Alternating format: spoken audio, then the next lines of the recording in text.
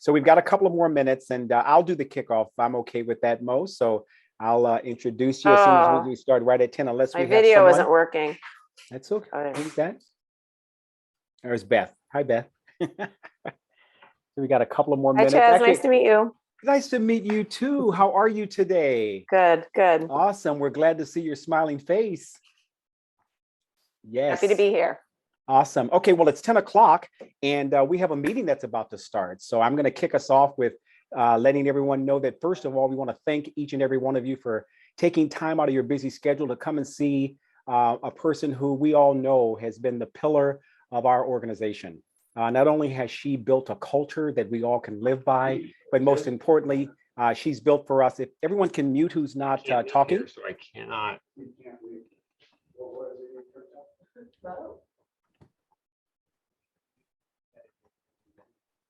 Who's supposed to put Mo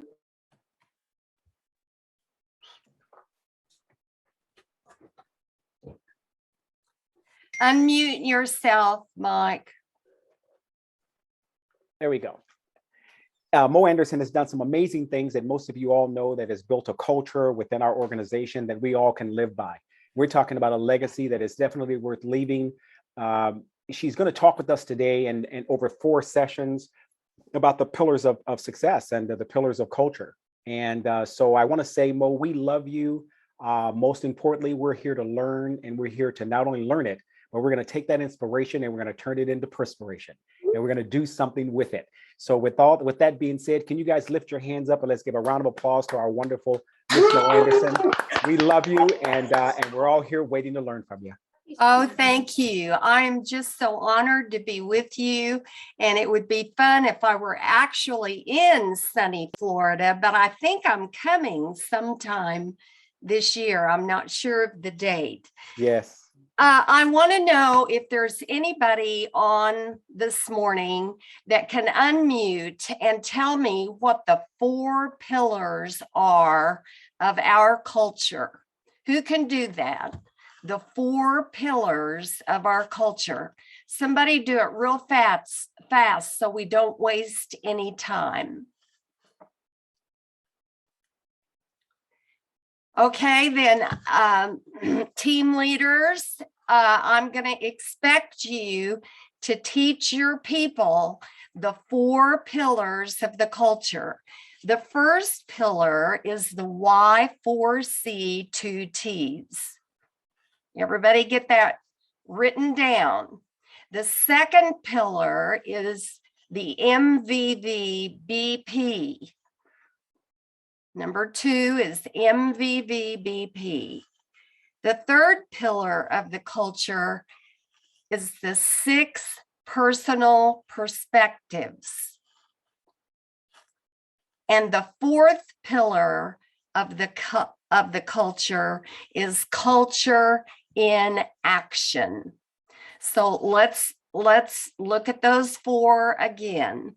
The Y4C2Ts, the MVVBP, 6 personal perspectives, and the culture in action. Now, hopefully, each of you have a copy of this. This is why I'm sort of shocked nobody unmuted and gave me the 4 pillars. Does that mean you don't have copies? Let's see, Kevin.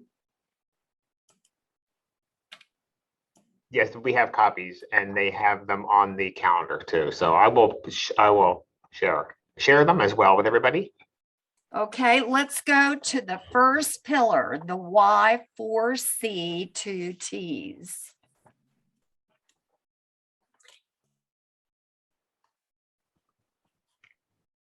So are you going to share your screen?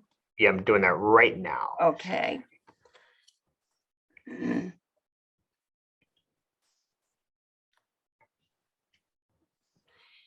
Now you'll notice it's in the bottom lower left-hand corner. Now I'm gonna say the part that's in the dark bold, and I want you to say, even if your mic's off, I want you to say what it means. So here we go.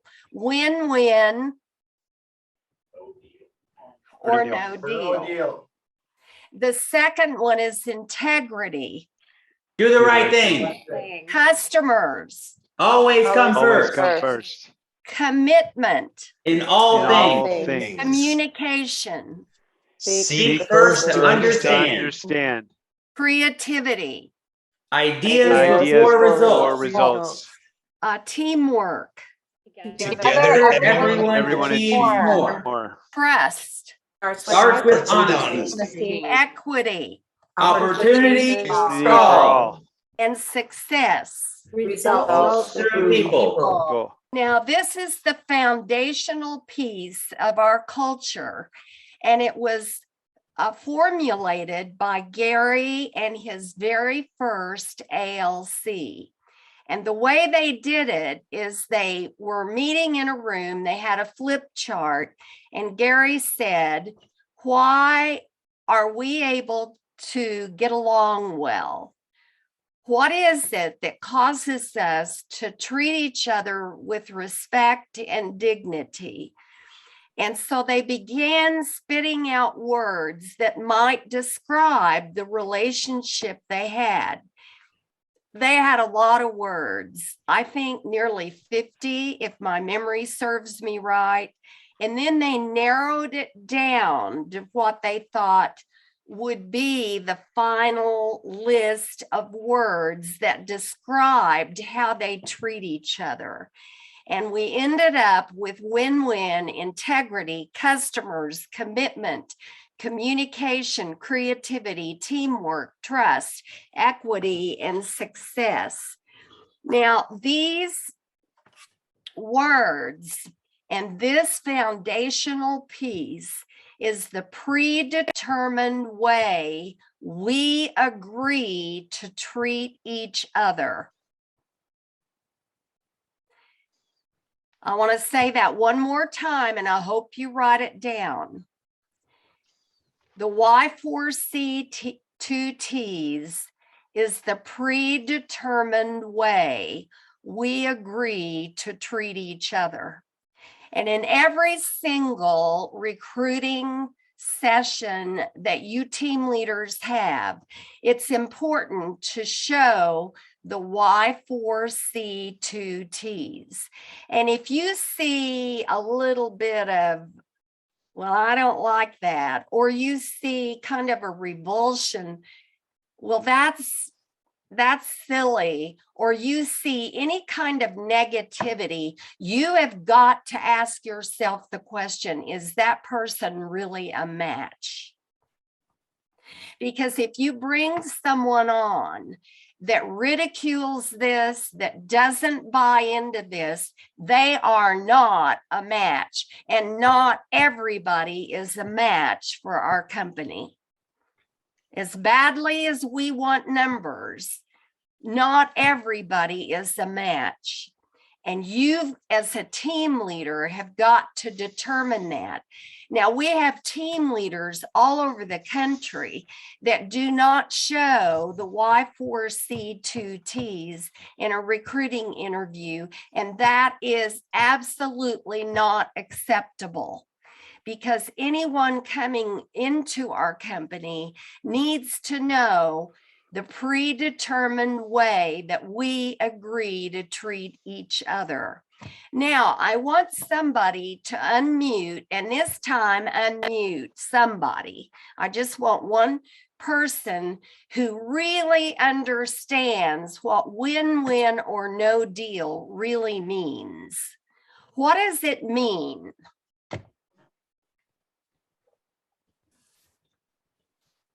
Hi, Mo. It's Lisa Spain. How are you? Lisa, thank you for unmuting. What does this really mean to you? To me, it means that we treat others as we want to be treated. It's just the golden rule, right? Right. Now, Lisa, can you give me an example of a transaction or a situation in your real estate business that really demonstrates win-win or no deal? Well, I think that every time we're in business with a co-op agent and they may want to tussle a little bit about things, we need to remember that it's a business relationship and it's a people business.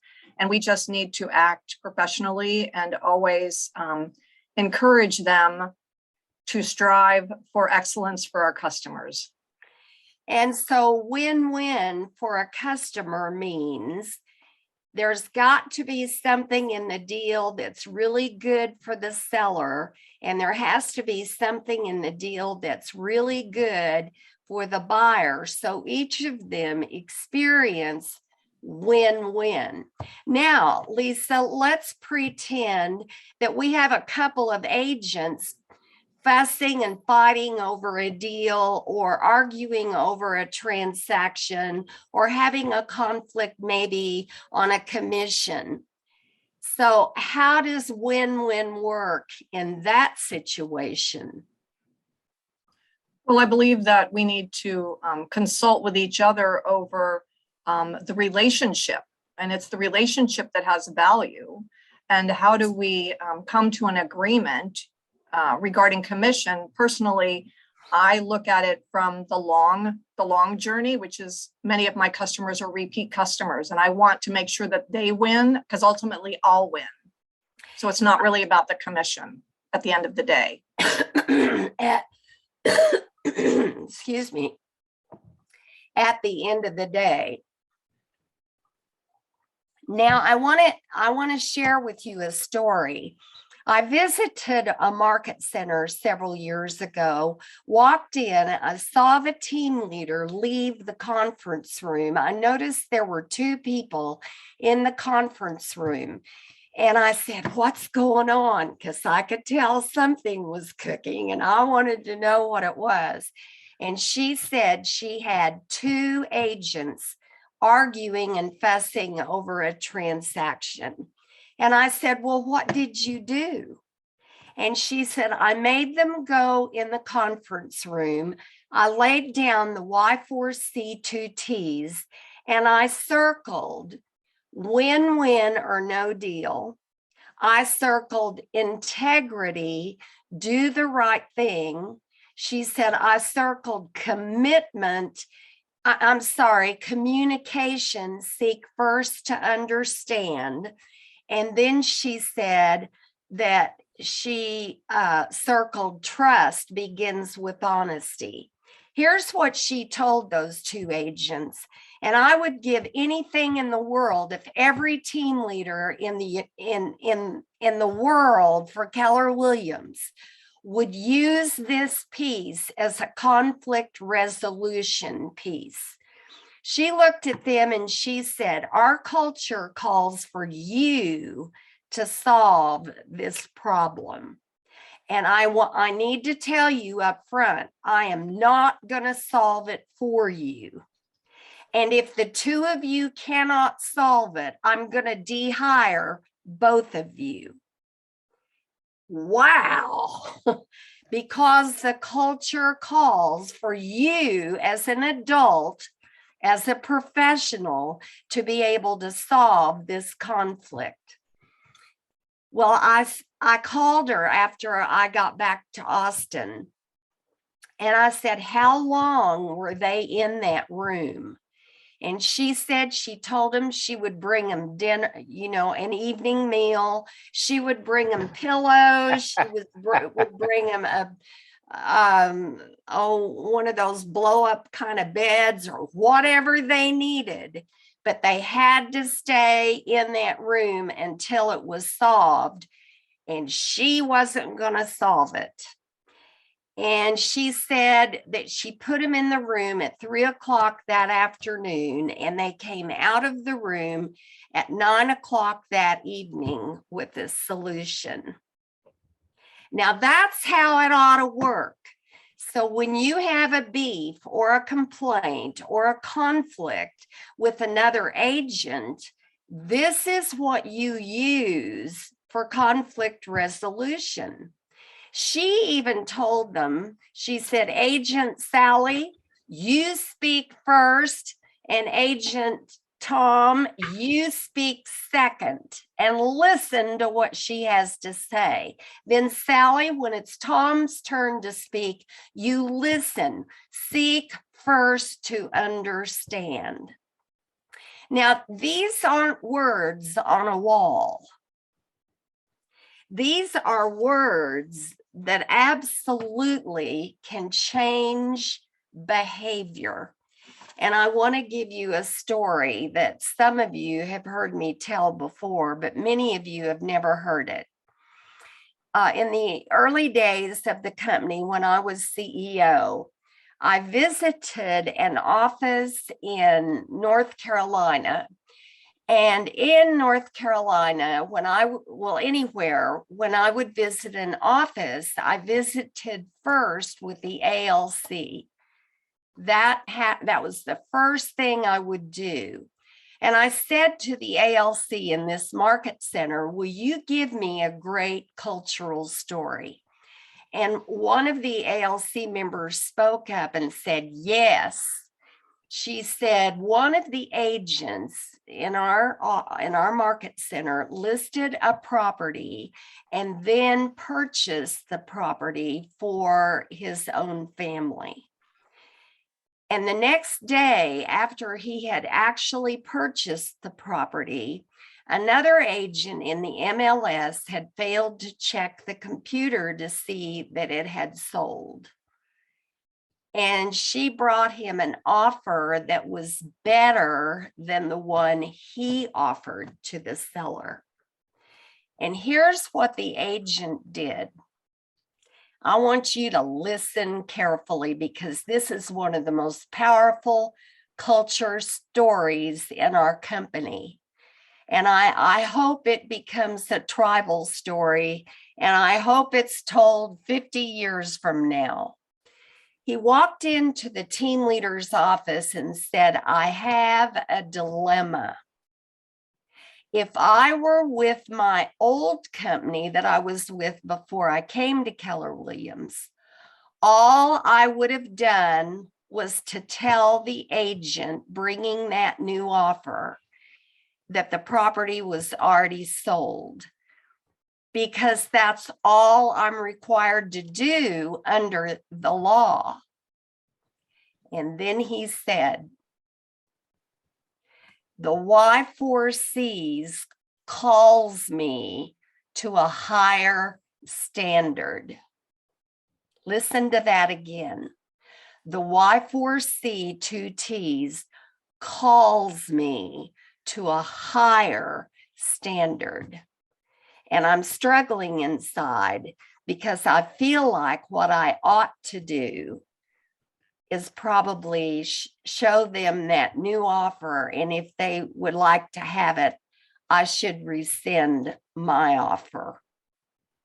Now, I know I don't have to do that legally, but it just feels like that's the right thing to do. And that's what he did. And of course, the seller was excited to have a better offer. How many of you would have done that?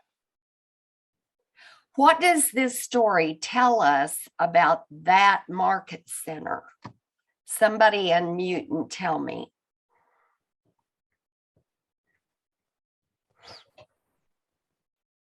I'll share. They practiced. Oh, sorry. Go, Javier. Mo, you know what I think this shared is what you said. This isn't just writing on the wall. Right. So it was really the culture giving who we were being in that market center. And that was really, it was a demonstration of not just talking about it, but actually being it, or not just talking the talk, but walking the walk, like all those different, phrases or analogies you could use. And the fact that the agent even said, I couldn't even really live with myself. Like I was dealing with myself on the inside. Was like, it just proved that that agent was really being the culture, and was being used by the culture. And that's what we really feel for ourselves. That's why we love this organization so much, just being used by that. Especially when nobody knows. Yeah. Like that's the most powerful thing to me, is that nobody would have known. And so it's one thing to be the culture when people are watching, and it's another thing to be the culture when nobody is watching. That's really powerful. Because the agent and the team leader were the only ones who knew he was struggling on the inside. No, they're not words on a wall. And I'm telling you, people, we're living in a society today where you're going to have to fight to keep this culture. If you're not willing to take a stand in your market center and say, no, we're not going to behave that way, it's going to be win-win or no deal, and we are committed to do the right thing. What a powerful, powerful story. And what I love about the story is that he wasn't on the ALC. He was an agent in the market center. And so this tells me that that team leader did a great job of instilling this, repeating it over and over, having different agents talk about the lines and what each line means to them. And it was embedded deep into the hearts of the people, because you can have head knowledge of it, but if it isn't transferred to the heart, you'll never, ever live it. And so I love, love, love that story. Now we have win-win or no deal, integrity, do the right thing. And then our next one is customers come first. Well, we sure hope they do in every market center. It's really customers and clients come first, but our little WI4C2TES just has customers. But in your mind, I want you to think customers and clients always come first. And the 4 C's are usually kind of hard to remember in terms of the order. And I want to show you an easy way to remember the order. When you get a customer and somebody's coming in town to buy a property, the first thing you have to do is really commit to that customer, right? You have to interview them, learn what they want to buy, and really be committed to them to be able to do a good job. And then after you make the commitment, what do you have to do? You have to communicate with the customer. You have to communicate with the customer and seek first to understand what their needs are.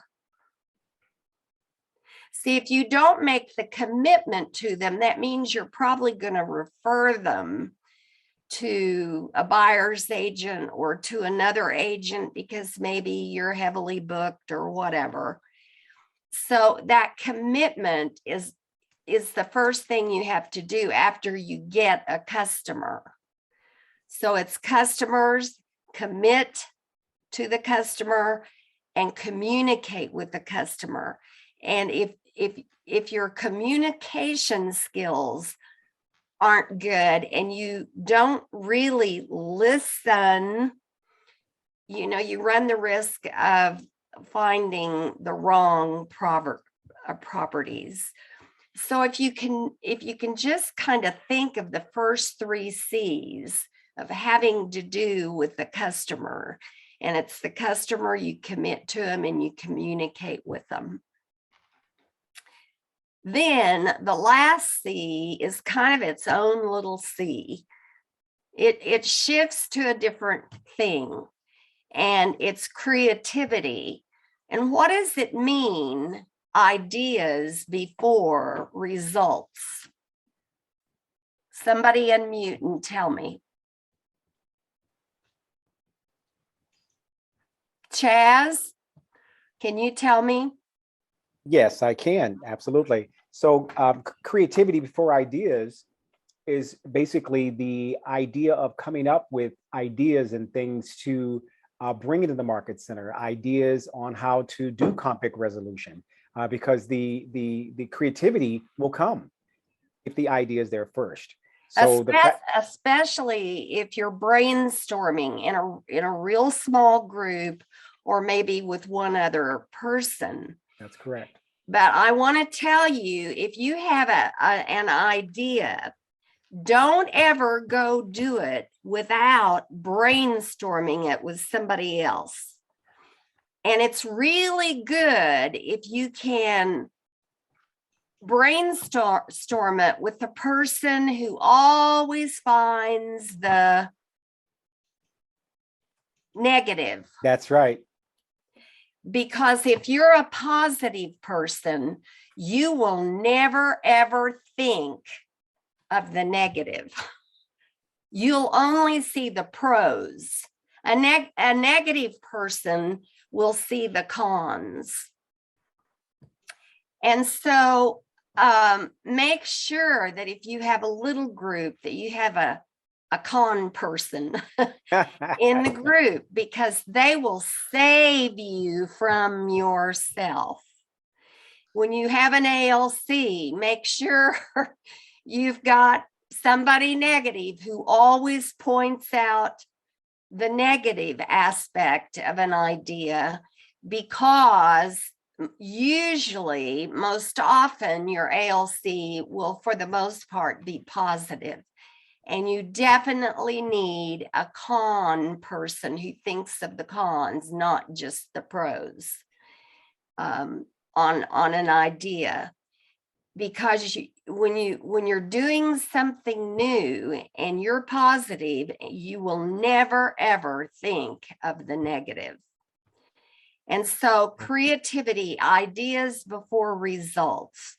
And it's so great when the ALC maybe comes up with ideas to increase listings, that you brainstorm it in little groups in the team meeting, because you may learn something that you hadn't thought of before. Hey, Mo, Yes. this is Mark Olesh. We're so glad to have you today. And to share with us. I just wanted to jump in because as you were sharing there, you said something so powerful about us embracing people who see things differently. And you talked about people who see the negative side. I just want to extrapolate on that for a minute to say, when I think of that, I think of someone who doesn't say, that'll never work. I mean, that's not the person we want on our team. The person we want, though, is the person that says, what if the signs don't come in on time? What if it rains? What will we do then? What's our contingency plan? That's the person you want, because they're seeing what could happen. And in our outside culture today, if you don't believe like I believe, to heck with you. And inside our market centers, we want to keep a culture where we really appreciate a person who has the ability to see what might happen. Then see when the signs don't come in, you will have a backup plan because you've thought about it. But you wouldn't have ever thought about it if that great person hadn't been in your brainstorming group. Yeah, and that person is worth their weight in gold. So thank you for sharing that. And I love it that you brought up, it's not well, that'll never work. That's a whiner and complainer. And we're not looking for whiners and complainers. We're looking for people who see what might happen. That's it. Yeah. There's a big difference between, well, that'll never work, and the person who says the signs might not come in or whatever might happen. And then as you're planning, you just have your backup systems for the things that might happen, and you can move forward. I love that, Mark. Thank you for making that distinction. All right, so we've done the W, we've done the I, we've done the 4 C's, and now we go to teamwork. And of course, that's team. Team is an acronym that means what? Somebody? Unmute and tell me quickly. Together, everyone achieves more. Together, everyone achieves more. Even those people who can see what might happen. And that's just a great little acronym to remind us that the thoughts of your group is far more powerful than the thought of one of you. Then we go to trust. And we used to say trust begins with honesty. And I notice in the new copies that are out, it says trust starts with honesty. So I'm having to train myself to use the word start. If I forget and say begin, I'm sorry. And we all know that's true. If a person isn't honest, we don't trust them. Does anybody have a trust story that you've encountered in your business that would be fun to tell and share? A transaction or a relationship with an agent, or, but it's a beautiful trust story. You know, Mo, when I was a brand new agent, I'll just jump in and share since someone jumped in. When I was a brand new agent 20 years ago in the market center next door, I had my neighbor give me a referral and then tell me that he and his buddies always did this, and then they kind of slipped people money, you know, on the backside. And it was kind of a cool thing that they did. And I remember going to one of the ALC members, Lisa Spain will remember this because Lisa was in our market center at the time. I don't know if I ever shared the story with her, but I went to one of our ALC members who was also a mentor of mine at the time and said, hey, someone offered me this opportunity. He said, now here's the problem with that. That's not legal in a transaction. If they're not a party to the transaction, you can't do that. And once you do that, you start breaking trust with your clients, with your neighbors and your friends, and you'll never get that back. So as much as you may want those referrals, you're going to have to tell him, I would love to have a referral relationship with you, but I can't do that.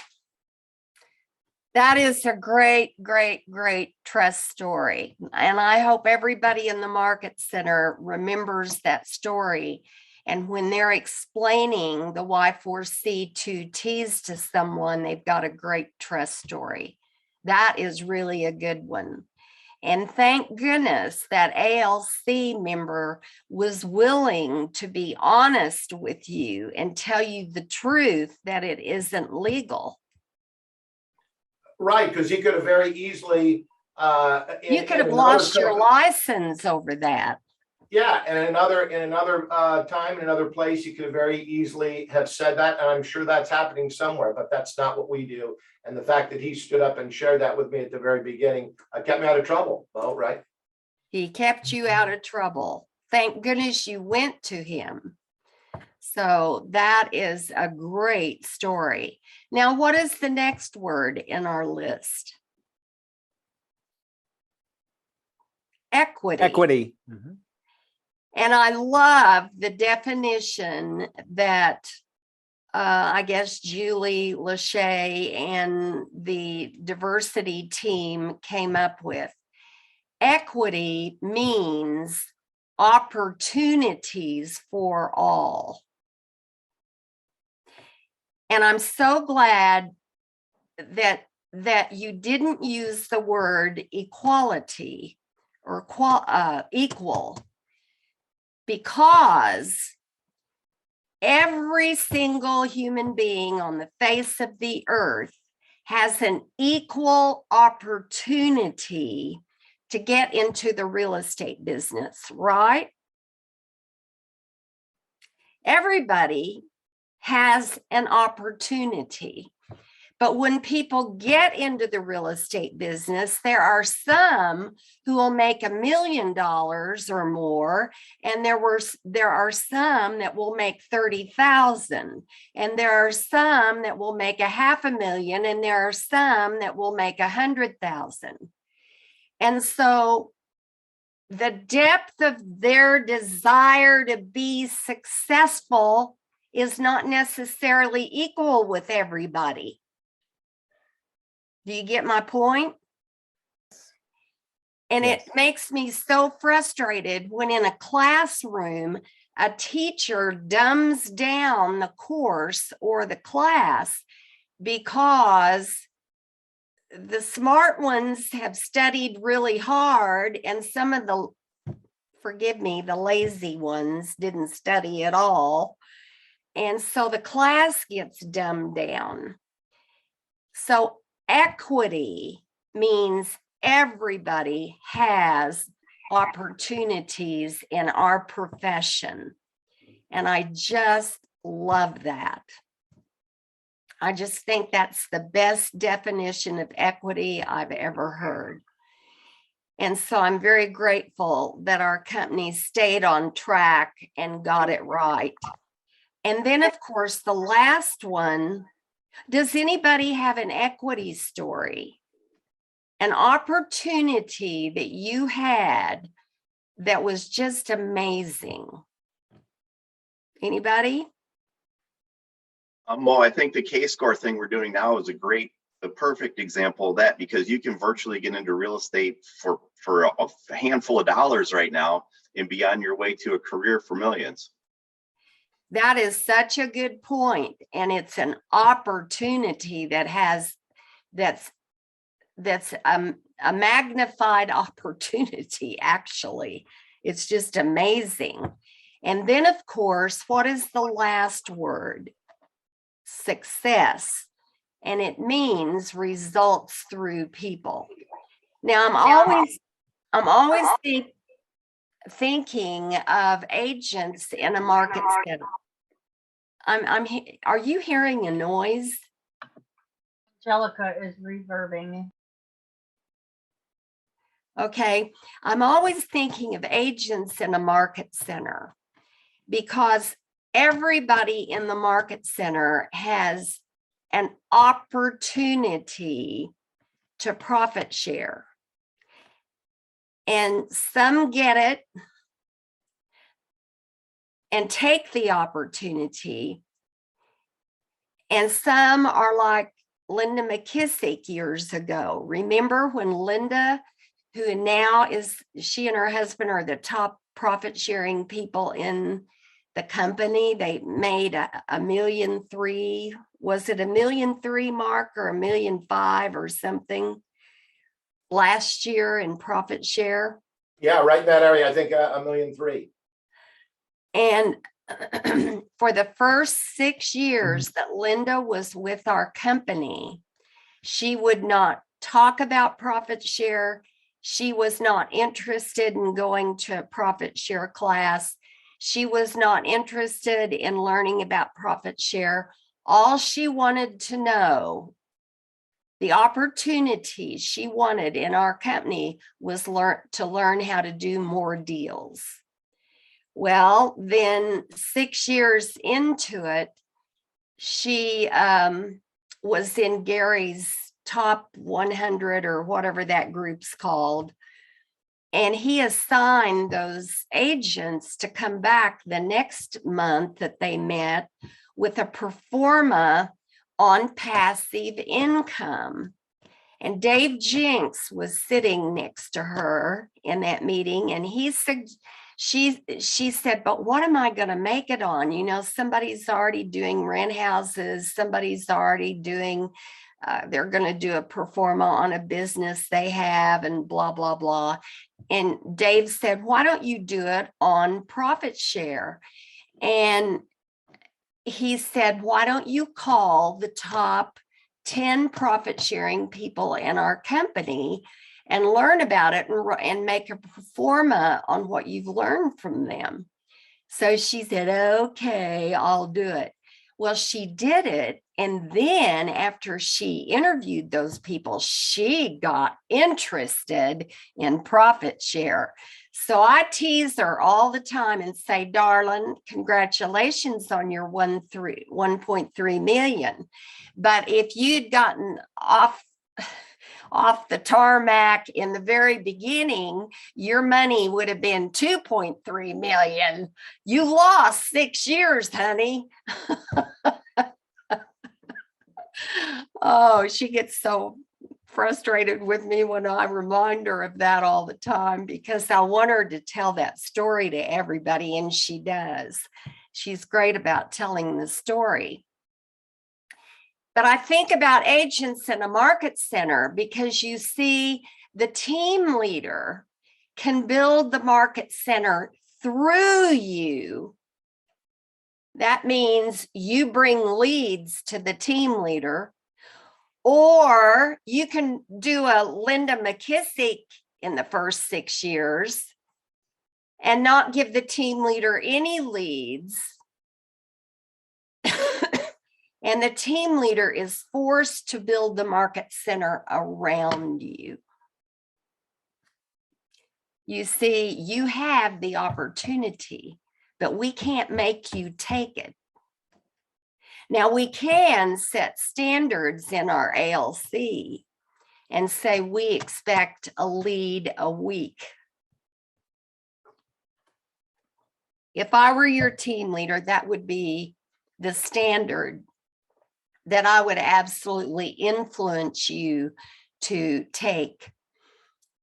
Because when you use the grateful script and you just tell your friends you really, really like that are in different companies, I love doing a deal with you, you're amazing.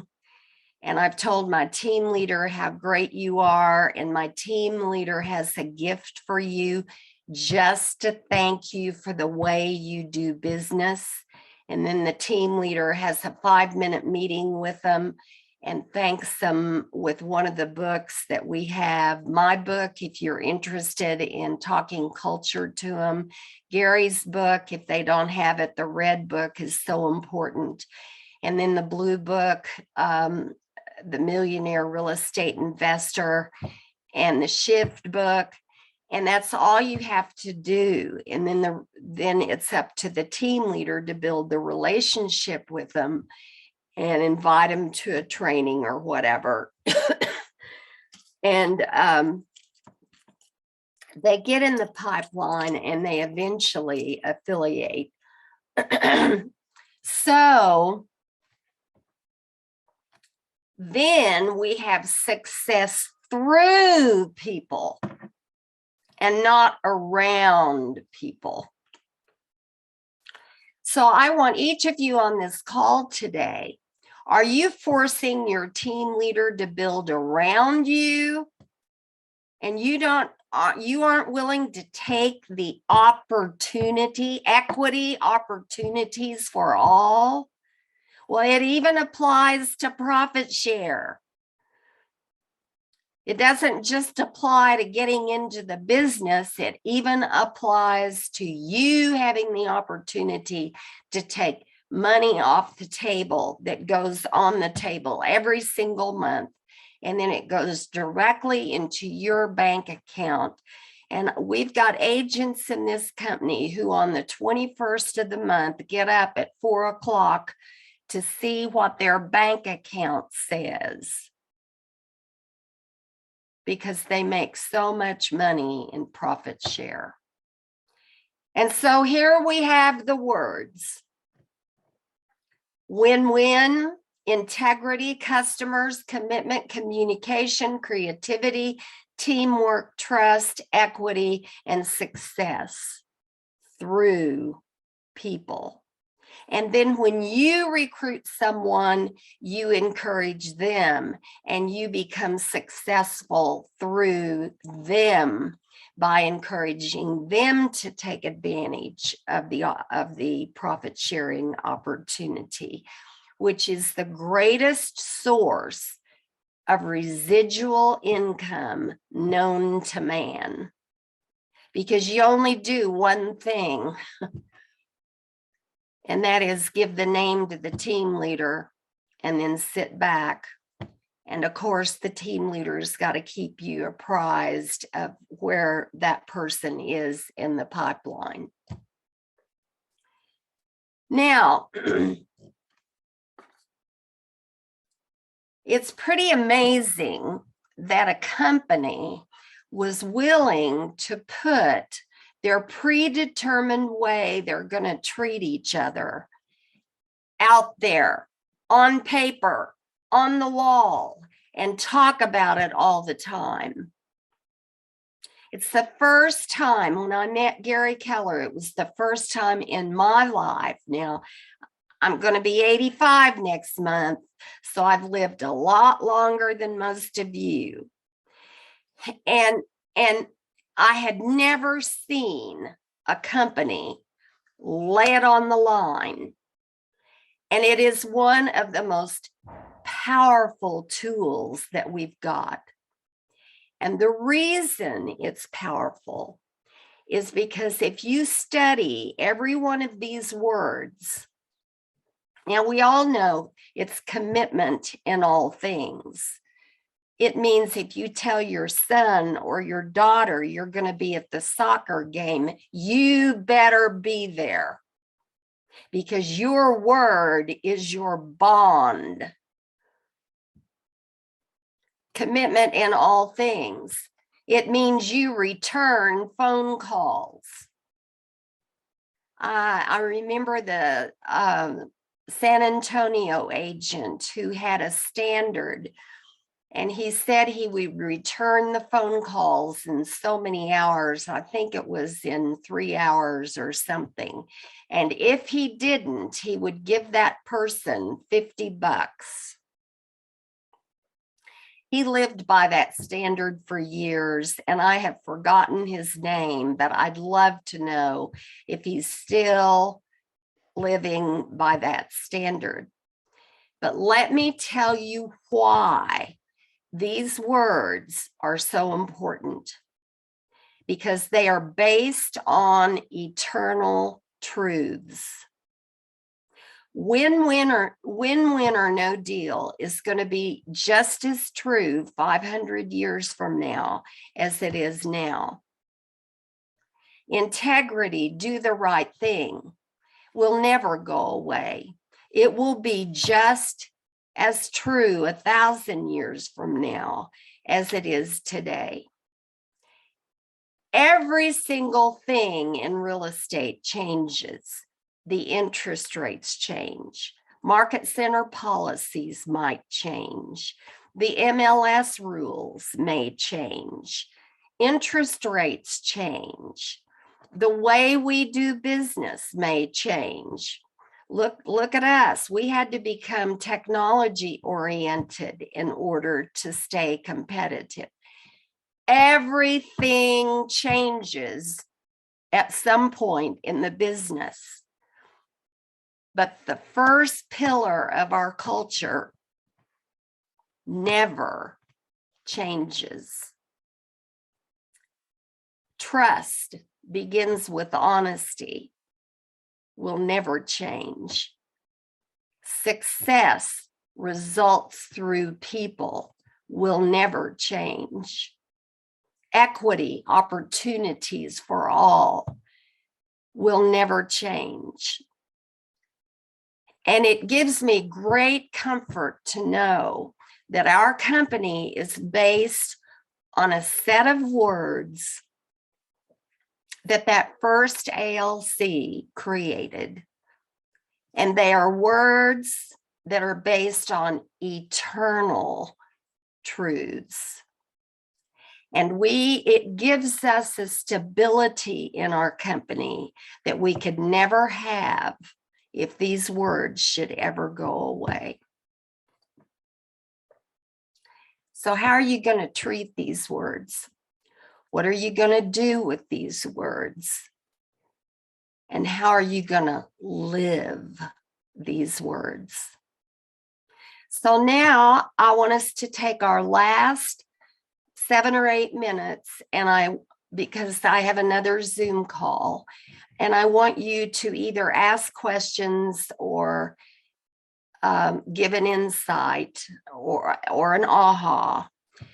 And I want you to know that these words have to be talked about all the time from now until the end of the earth. If you ever stop talking about them, then the new people coming in won't have any idea what they mean and how important they are. And the Mo, way you build culture is to tell cultural stories. Okay, somebody. Hello. Mo, I Mhm. will tell you an amazing story, and I would like to thank you and thank you the whole leadership of Keller Williams. I hope you hear me very well. I had the chance to spend some time with you all the way in France and go to the crêperie together. And you gave me the most beautiful treasure that exists in the industry today to bring all the way in France. And through the WI4C2TES, I could find the right people I trust. We did an amazing teamwork together. We followed the model, and today I'm glad France does exist, and we are impacting many, many families and people who are working with us and who are joining us as customer and clients. And you will be happy to know that I grow share and my share is growing day by day. That is awesome, because that's what you have to do to get it to go from the head knowledge to the heart knowledge, but And tell more- stories with it. More than anything, I wanted to. Yeah, he cut out on me. Mark, can you help me? I couldn't hear the We lost last. you we lost you for just a second, Stefan, if you could repeat that last part. Yeah, sure. I was telling you, Mo, that I wanted to bring this treasure to my country, that is Keller Williams. I believe it is a treasure of the modern time. I had to bring it to my country, like some other spice and fruits and everything in the past, they are a treasure. And I brought it because in my country there is 25 unemployment. So imagine the opportunity that we are giving people for our market center to be employed and to have amazing career and opportunity of better life than being on unemployment. Well, it's up to you in every single market center to absolutely hold your market center accountable to live these words. Okay, great contribution. Thank you. And who else wants to talk? Don't waste a minute. Here, and Mo, it's Howard. Hope you're doing well. It's great to see you. And the reminder for me is, I think a lot of times we think about the WI4C2TES as a side note, if you will, besides what we do in our everyday business. And I think what this reminds us is this is intrinsic and part of what we do in everyday business. That's the most resonant element to me in all this. And you need to become culture watchers, because there's stories going around you all day long, and they need to be shared with everyone, because that's when these words come alive, is when you're able to tell a trust story like Mark did, when you're able to tell the North Carolina story, when you're able to really share these words. Because look at the North Carolina story. It applies to several of the words, win-win or no deal, because his people got the better offer. It applies to integrity, do the right thing. He wasn't willing to just do what the law called for. He felt in his heart he needed to do something at a higher level than the law required. Well, I still higher standard. I still keep, the whole 11 years I've been with the company, as a team leader, as a general manager, as an OP, like I still do what you taught me years ago. Like when there's conflict resolution that has to take place, I bring the WI4C2TES with me. If there's an issue between an agent and a team rainmaker, right, WI4C2TES come with me. Agents within the market centers. And quite honestly, even when it's agent intra markets or intra companies, I bring that forward because I want the agent from outside the company to see this is how we live by our culture. So I value that, what you taught me many years ago. That's the way to do it. Okay, anyone else? Yes, this is Jackie. I guess one of the things that had just hit me right when you said it is that I can see that I already assume that the agents in the market center already know this. No. And I assume that that's why they already are with Keller Williams. And I never thought about having to share it and tell it. And I mean, I feel that we do a good job living it, but then that may occur for people like, oh, that's just Jackie and Xavier being that way, and that it's not a cultural thing. So I really appreciate that. And I'm really looking for, because I am on the ALC, and I'm really looking for that. That is a matter of my own integrity to make sure that I am sharing the WI4C2TES and the stories that we experience every day with the agents in the market center, and not to assume that they already know this. Well, you know, they need to be exposed to it, of course, in the interview. And then the orientation or onboarding should include an entire session. But that's just learning the words. And then if the ALC somebody on the ALC would take turns and tell a cultural story, then show the WI4C2TES and point out what word or words it actually applies to.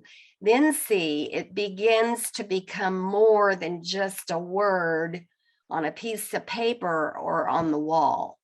It becomes a live, living thing in the market center. But at every training, a culture story needs to be told, at every team meeting, at every Rainmaker meeting. You got to include that. And if you don't, it will never be a living, live thing going on in the culture, in the market center. Now, it might be for some people who've been with us for years and years, because we used to do this years ago, and that's why the culture was so strong. And then we had leadership where for a period of several years, the culture wasn't even mentioned. And it really hurt us culturally. And now we're trying to bring it back. And then see, when you really tell the stories about those words and the stories you tell about people doing the actions to fit the words, makes us one company. You know, it binds us together as one family. I would like to add to that, if you don't mind. I don't mind. So thank you. Because what my wife just said really, and what you said really hit home for me, because so I'm on the path to get to be auditioned to be international master faculty instructor. And, you know, that goes beyond just being a great trainer standing at the front of the room. As we transition back to more in-person events, our culture is what's held a lot of us together over these past, couple of years. And yet, do we actually be that and deliver culture pieces at training events or when we're in front of people, not just at family reunion or at mega camp when we get to hug each other, but like you said, to tell a cultural story or to share something at every opportunity we get to be with each other. That really hit home for me. See, that's why I've been encouraging Carl and Gary to add a section of the company called the cultural team.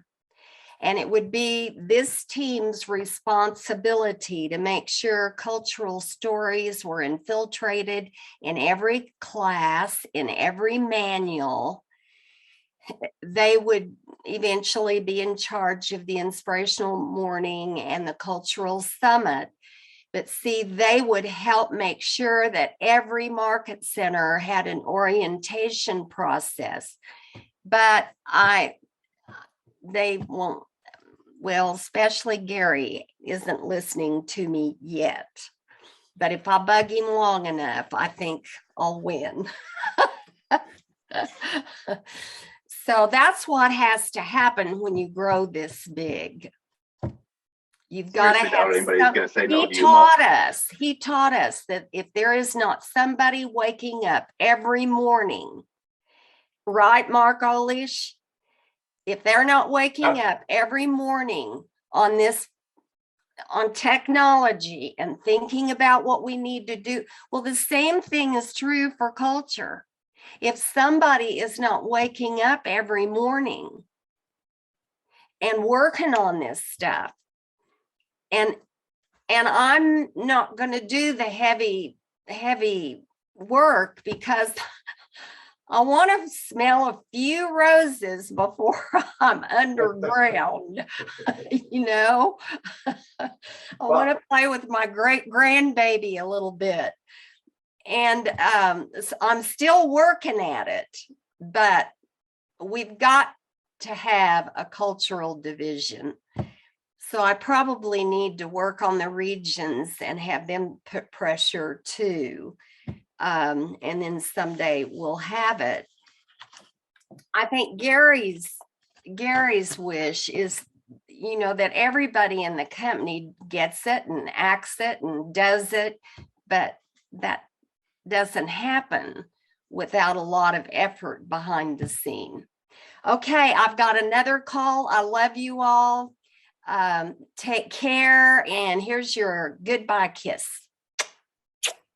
And I hope I get to do pillar number 2 with you. So I'll see you later. Thank you. Thank All. you. See you next Bye, time. Mo. We Bye, love you, Mo. Mo. Thank you. We love you. Bye. Thanks for your help. I love you. Bye. Have a great day.